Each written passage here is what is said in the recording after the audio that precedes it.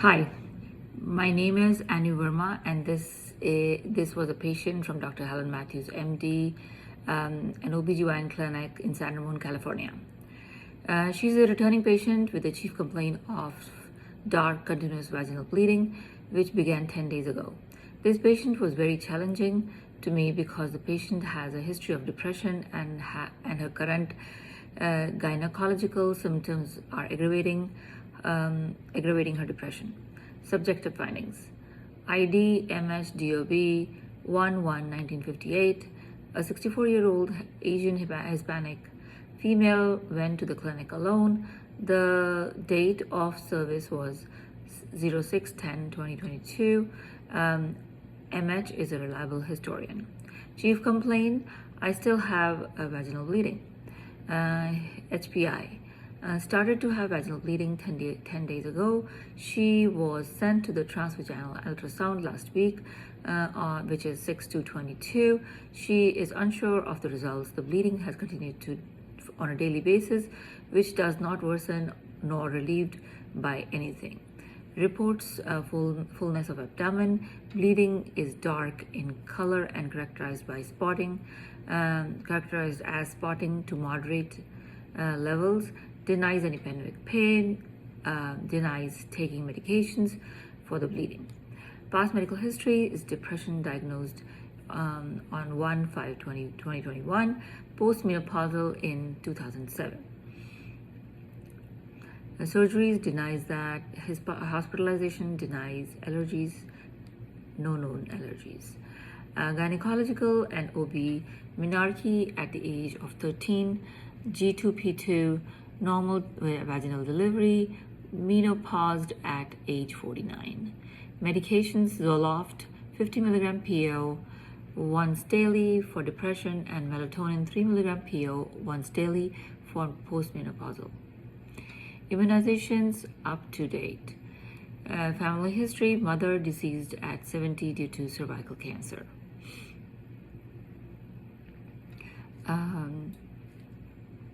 Daughter alive, 35, anxiety disorder.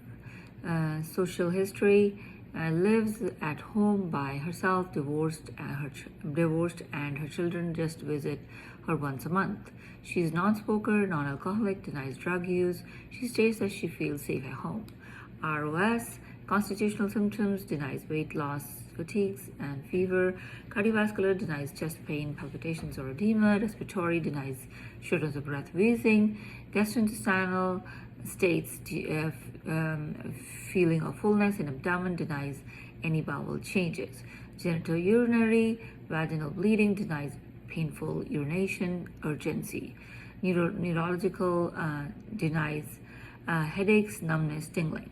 Psychiatric: states feeling more depressed and lonely because of her current symptoms, but denies self-harm. Objective: all her vital signs are normal at this time.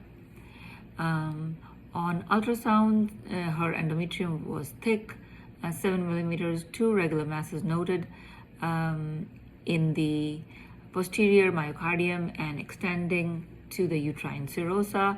This was done on 6/2/2022.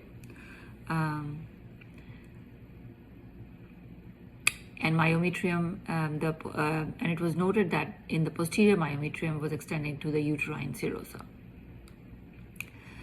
Physical exam: general constitutional, afebrile, well-nourished, well-dressed.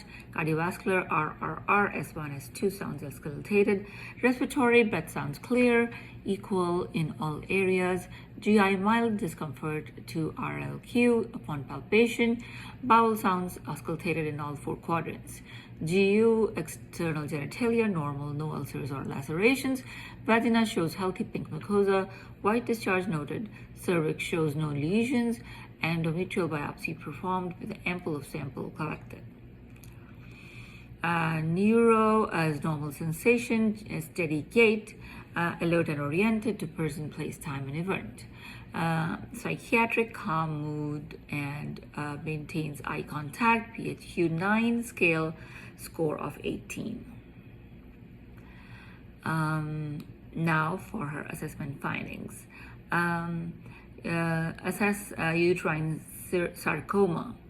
Assessments is a uterine sarcoma C555 due to presence of 2 intrauterine irregular masses, abnormal vaginal bleedings, abnormal bloating, and feeling of fullness. American Cancer Society 2020. The presence of thickened endometrium. Uterine fibroids, D25.9 due to unknown uterine mass, unlikely due to patient's advanced age and no complications upon giving birth. Giuliani et al. 2020. Number 3, major depressive disorder, F33.1 due to PHQ-9 score and 18 and verbalizes feeling depressed and lonely, Anxiety and Depression Associations of America 2020. A final diagnosis, suspected uterine sarcoma, C55. Plan, suspected uterine sarcoma, diagnostics, endometrial biopsy, performed awaiting results. Treatment depends on the outcome of the testing. Education, adding stressful information to an already depressed person can lead to worsening symptoms. Advised patients to be patient while waiting for results and first steps. Ensure patient has a social worker. Major depressive disorder, diagnostics, prior history of depression, PHQ-9. Treatment is increased Zoloft 200 milligrams to help her depression.